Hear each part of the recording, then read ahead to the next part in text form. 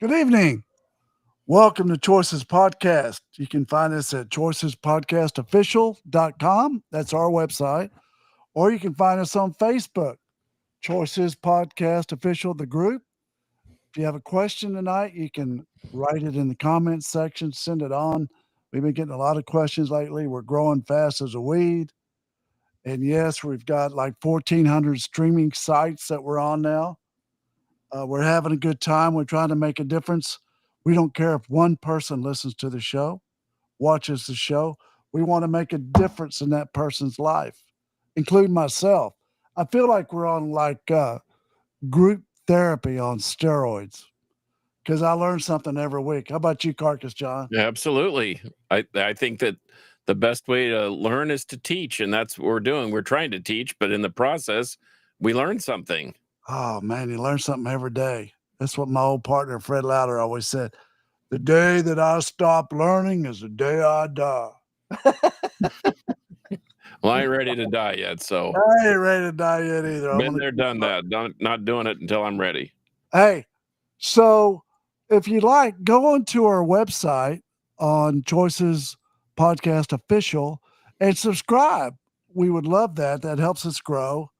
And the more subscribers we get, the more streamers sites take us.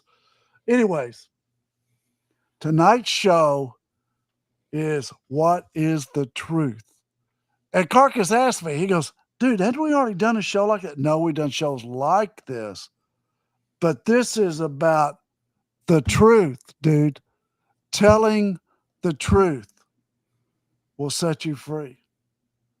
And I can't wait. I'm like really sort of prepared tonight because this means a lot to me. Okay. This is like, dude, this is where you peel the onion back and you see who you are. What do you say, Carcass? You got a song lyric for us tonight? I got you a lyric, and guess what it's called? Truth. The Truth. Yeah. This is a song from 1971 by Quicksilver Messenger Service from right here in Dallas-Fort Worth area. And I actually have this record and thought I'd pull it up. Didn't have a chance to, but I'll read you the lyrics. And it's a little 70s sounding, as you might imagine. So just bear with it. But it says, every time I try to tell you where you're going wrong, you run and hide your head and call me crazy. All I tried to do is tell you that was, let me go back up. All I tried to tell you was that you could get it on if you wouldn't be so lazy. Now, when they say get it on, they're talking about do things and, live your life. Like getting to second base. No, they're not talking about getting it on. They're talking about. No, I'm talking about like we go to first base, get to second base by getting it on. Go, brother, go. Okay.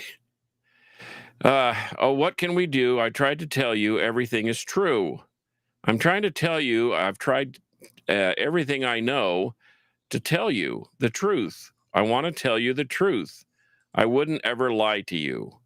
I'm going to tell you the truth now. Every time I try to point out the way you're going down, you run and drown another jug of whiskey. And then I said unto you to get together, try to love your brother. Did I hit you with too heavy of a mystery? So there's a whole lot of things working here. And there was one thing that he keeps repeating. Did I hit you with too heavy of a mystery? I think the truth is a little bit of a mystery. And let me tell you why I think that. I went, the Queen and I went to a huge music event over this past weekend. And I've never seen it. It's so uncanny that people can stand right next to each other and hear something at the exact same time, the exact same song, the exact same volume, and come away with two different truths. I might think it's terrible, and the person standing next to me thinks it's right. Now, I hopefully tonight we'll have some clarity on what really is the truth, because I think it's important that we realize that that truth doesn't care about feelings. The truth cares about facts. And that's hard for people to swallow.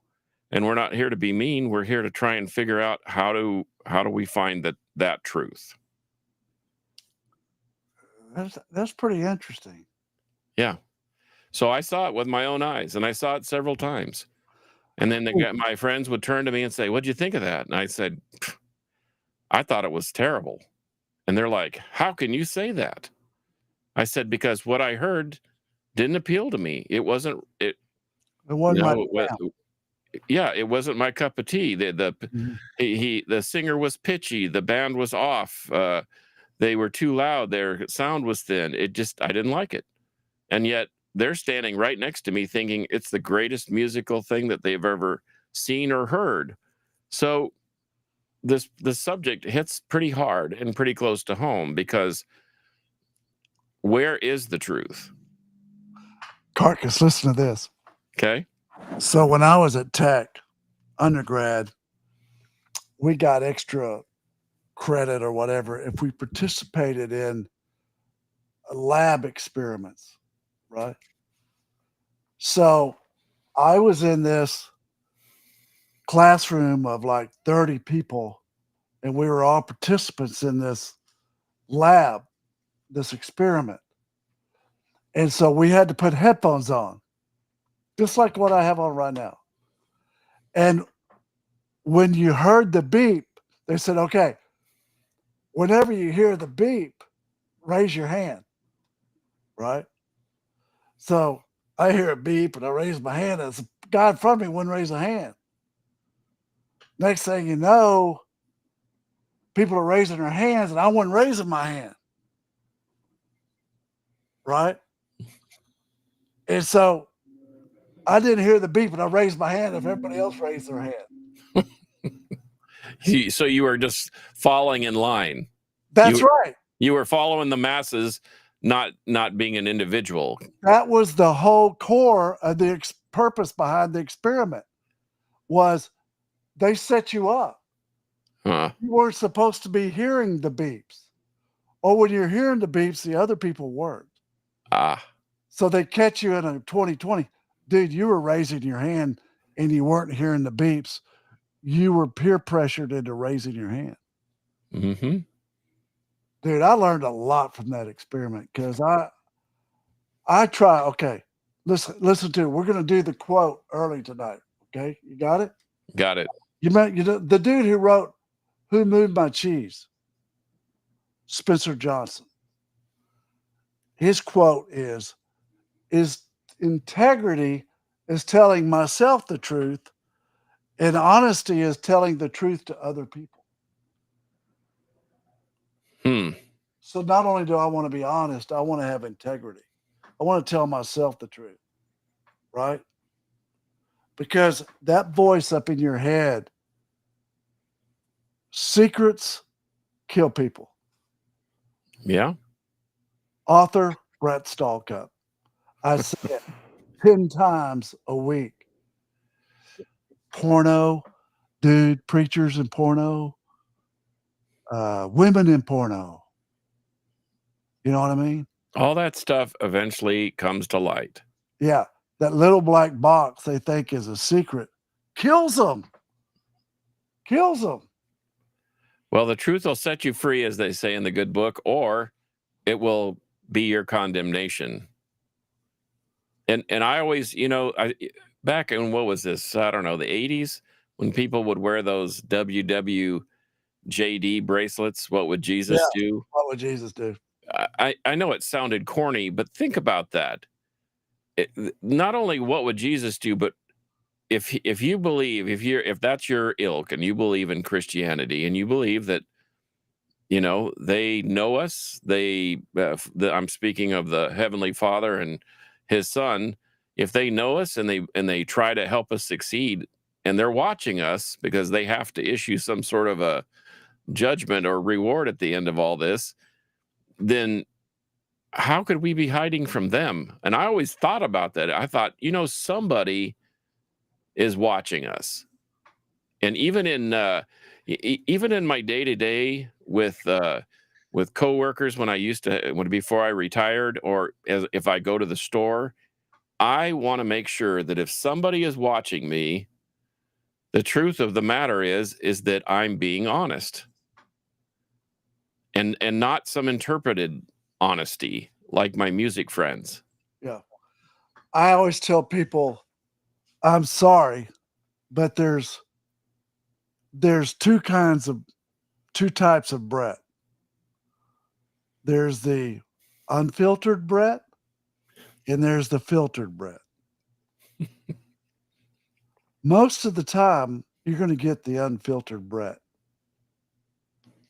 And I think that's only, I think the older I get, the more unfiltered I get. I mean, well, my grandfather told me one time, you can beat somebody with a hammer, or you can beat them with a feather. And what is going to issue better results? He said, either way, you're going to give them a beating. So you can be gentle about it, or you're the filtered Brett, or you can be the very extremely direct Brett, which, as you mentioned, the older we get, I think I tend to be a little less filtered. I try to be courteous and I try to be cautious because, and you know my circumstances, I don't want to offend, and I want to allow people the opportunity to learn. I would say that would be in our seminar called Discovery, we had contracts. Mm-hmm. The contract is what kind of man you're going to be the rest of your life. I would say that would be your contract, that I am a courteous, cautious man. You are. Yeah, I am. I would add one more word too. Okay. I'm a courteous, cautious, creative man, because you're very creative. Courteous. I'm going to write it down. I am a courteous, cautious, creative man. Okay. I got my contract with Phil McGraw in 1991, and I still live it. I am a kind, loving man. And I always try to be kind to people. And that's why my wife and I have such a good relationship. We don't argue. We don't raise our voice at each other. We might disagree and laugh at it, but well, that was the thing at this big music event. We may have had a difference of opinion in things that, let's be honest, going to a concert, I mean, that's all subjective stuff. That in the big scheme of things, it really doesn't matter.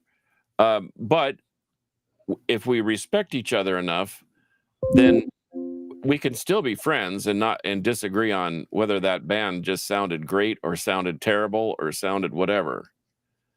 Because art, especially in art and music, it's very subjective. And but it's like you had the headphones on, and whether you heard the beep or not. Right. Dude, I ain't hearing no beep over here. You're hearing the beep. And I'm not going to follow the crowd, because I know that's a dangerous precedent to set for yourself. Yeah. But 2 + 2 is always going to be 4. I don't care what anybody says. If it hurts feelings that they want to think it's 8 or 5 or 10 or whatever, I don't care. 2 + 2 is 4, because once again, as I mentioned, truth cares about facts. Truth doesn't care about feelings. The truth cares about who you are. Who are you? And we got so many people trying to be different. Then, dude, we could start at the top. Go ahead and be different. I think that's, I applaud you. I do applaud you for being different, but I'm different, Brett. You're different. Still be true to yourself and be different. Sure. I don't think that, the stamp them out, what was that skit by George Carlin? He said, Big Mac, milkshake, here's your change. That all came out of the same machine, basically. He basically was saying, this is so, it's not individualized. It's just mechanical almost. Yeah. So, but where do we find truth, Brett? I tell you where, it stops at the top. That big old sucking noise in Washington, D.C. That's That's supposed to be the beating heart and soul of America. But how in the heck does somebody make 150 grand a year being a Congress person or senator person, and next thing you know, by the time it ended their term, they're worth 100 million? How does that happen?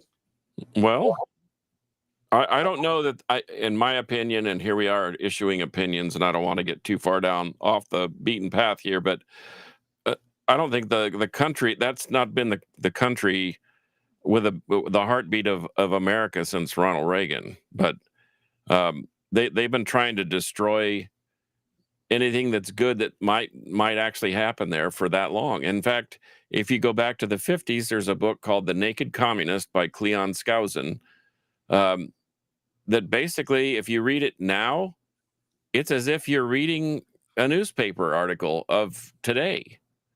And this stuff's been going on for years. And that's why history works. If you look that's at the political speeches back in the 60s, they're the same tone that they're set today.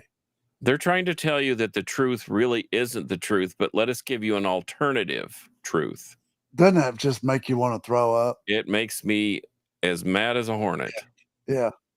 But the world, the world's been gaslighted for a long time, which basically means, as Hitler's right-hand man told him, don't be discouraged. You just keep saying this lie, and eventually the people will believe it's true.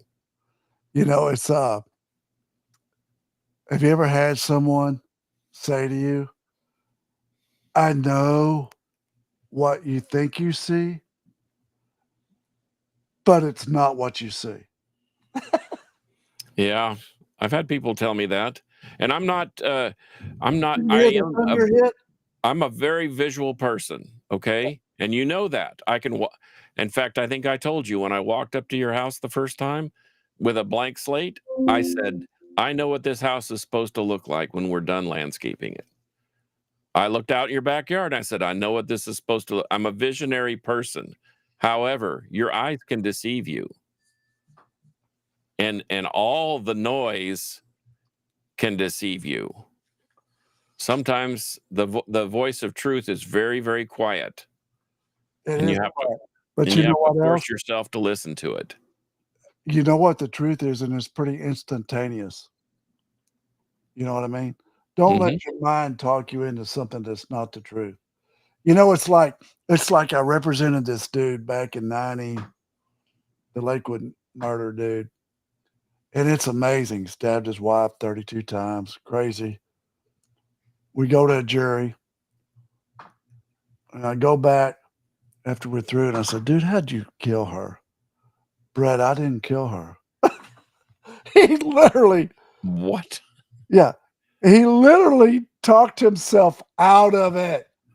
Anyways, it happens all the time that when you're watching somebody that's really a good liar, a murdering dude, they've literally talked themselves out that they've done it. Well, no different than the Holocaust. All those neighbors believed the hype, believed the lie that was told over and over again, that the Jewish people should be eliminated from their society. And neighbors were telling on neighbors because they were clouded by the noise. But as I mentioned to the kids once, your intellect will only take you to a certain part. And I think that's what's important about the truth, is that when we feel that it's the right thing for the right reason. Sometimes it's hard to do. I agree. But people always that tell the truth, they're always like, my parents always told me to tell the truth. And I tell my girls that. I don't care what happened. Just tell me the truth. And I'll go to bat for you. I'll go to war for you. Just don't lie to me. I used to tell my kids, tell me now, because if I find out about it from someone else or from an outside source or through the grapevine, the consequences are much different, because that means now there's an issue of trust. And if you don't tell me that there's an issue, then I can't trust you. And that's hard. That's a very difficult hurdle to climb over. That's interesting. You can't change. I always go back to you can't change or heal what you do not acknowledge. That's like alcohol. Until you acknowledge that you have a problem with it, it's the first step. You got to face the facts. You got to face the facts. And dude, I have people all the time saying, quit saying I have an alcohol problem. Quit saying that. I don't have one. Okay. Let's just start with, how often do you drink? Every day? How much do you drink every day? 6-pack? Did you ever take a day off? No. I like my beer. What if we said take a 30-day hiatus? I'm not going to do it. I mean, it's a matter of, can you do it or will you do it? Yeah, can you do it or will you do it? I was talking to Reverend today, and he was telling me that Ed Young did a great sermon on alcohol last weekend. And it's funny. He told the church that for the month of April, we're not going to drink alcohol. And I'm not saying you're an alcoholic. I'm just saying that if you don't have a problem with alcohol, then you don't have a problem with it abstaining for a month. He's like, yep, dude, there you go. Reverend was telling me the people that have the problem with it are cracking him up. They're the ones barking the loudest. Yeah, they're the ones barking the loudest. Oh, it's crazy. I love that. Hey, dog, I got another book that my wife told me about. It's called The 5-Second Rule by Mel Robbins. And she goes to women's conference every year, business women's conference. And this was really pretty cool. And the purpose behind the book, The 5-Second Rule, is, dude, hit the hard stuff hard. Don't let it sit. Knock it out. If you're stuck in a rut of procrastination, get rid of it. It's a 3-step process: cue, routine, and reward. Cue. This is a trigger or the stimulus that initiates a behavior or action. It can be internal or external trigger, such as a feeling, an event, a time of day, or a specific location. Routine. This is the behavior or action that is performed in response to the cue. Okay, someone invites you to dinner Thursday night, and you're sitting there wanting to talk to Queen about going, but you really don't want to go, or you want to go, and you don't think Queen wants to go. So it's saying, instead of procrastinating, take care of it right then. Queen, you want to go? No. Okay. Sorry. I really appreciate the invite. I'll make it up to you sometime, but we can't go. Reward is the third part. This is the positive outcome or benefit that reinforces the behavior or action. Like a treat, like a yogurt, whatever. I'm just saying, I'm trying to do that right now. If there's an issue or a problem or a case that needs to be something handled, I get on it, especially the difficult cases, which are usually the 20% rule. 20% are difficult. You handle it then. Handle it now. Well, because my wife is a nurse, I know that the longer you let a problem fester, the worse it will become. And because I'm a little stubborn about getting my yearly checkups and all that other stuff, well, she truly loves me enough to where she doesn't want undiscovered things to become an issue down the road because I just neglected to go in and get my yearly checkup. And so I think the same thing happens with the truth. If we don't just speak the truth in a time like that when a decision needs to be made and we let it fester, the longer we wait, the harder it becomes to be truthful. And then we're hemming and hawing and we're backpedaling. Yeah. And I think that always gets people into trouble. You know, I was reading speaking of your health and being true to yourself, I was reading a statistic the other day on people that get in trouble with prostate cancer. Mm-hmm. 20% die are those who aren't screened. Yeah. 80% live or screened on an annual basis. Well, and I know that's an uncomfortable procedure to have done. A colonoscopy is what we're talking about. And there are ways. Prostate. Oh, I'm okay. Well, yeah. that's the same region. But they make you bark like a dog.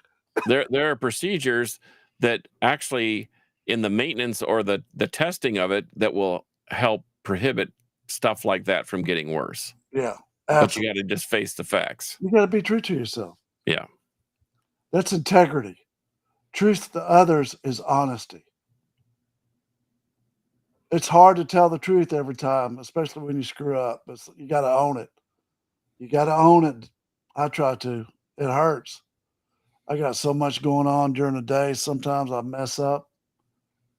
It's like John McShane, one of my mentors, always told me, Brett, guess what? I hate to hurt your feelings, but you're not going to be a perfect lawyer. Come on, really? Yeah. Yeah.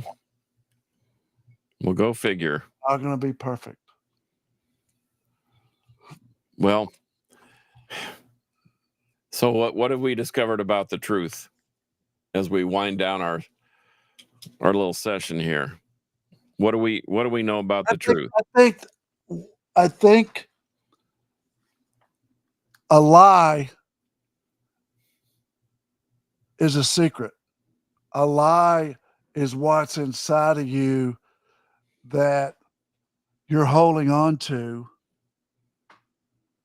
That's the reason the good book, that's the reason the 12-step program works so well. Go make amends to whoever you've harmed.